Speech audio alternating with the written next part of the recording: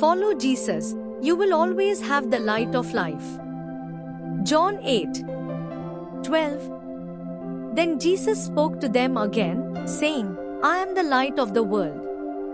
He who follows me shall not walk in darkness, but have the light of life. John 8:2-11. Now early in the morning Jesus came again into the temple, and all the people came to him, and he sat down and taught them. Then the scribes and Pharisees brought to him a woman caught in adultery. And when they had set her in the midst, they said to him, Teacher, this woman was caught in adultery, in the very act. Now Moses, in the law, commanded us that such should be stoned. But what do you say? This they said, testing him, that they might have something of which to accuse him. But Jesus stooped down and wrote on the ground with his finger, as though he did not hear. So when they continued asking him, he raised himself up and said to them, He who is without sin among you, let him throw a stone at her first. And again he stooped down and wrote on the ground.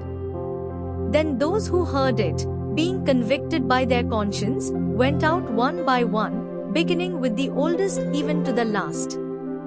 And Jesus was left alone, and the woman standing in the midst. When Jesus had raised himself up and saw no one but the woman, he said to her, Woman, where are those accusers of yours? Has no one condemned you? She said, No one, Lord. And Jesus said to her, Neither do I condemn you, go and sin no more. Here we see the true love of Jesus Christ. Jesus forgiving the adulterous woman. The woman repented and turned to God for help, grace and mercy. She received grace and mercy from the Lord, and her sins were forgiven. Before the woman left, Jesus also added, Sin no more. Jesus is the true light who has come into the world.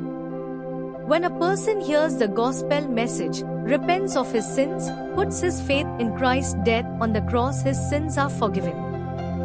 Then as he begins to seek the Lord with all his heart, through the word of God and prayer, he receives the power of the Holy Spirit, the divine helper, helping him to deny himself daily, thereby overcoming sin, as Jesus said to the woman, Sin no more.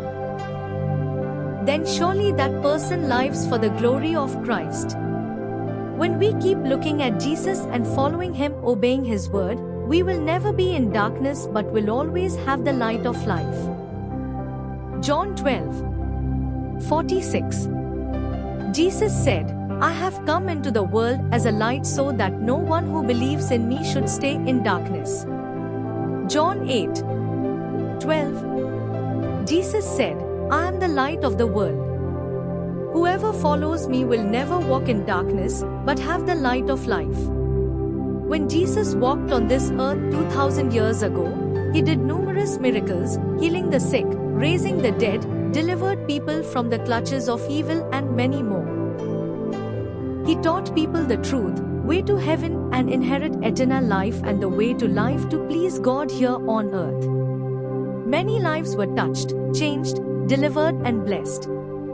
This Jesus is the same even today.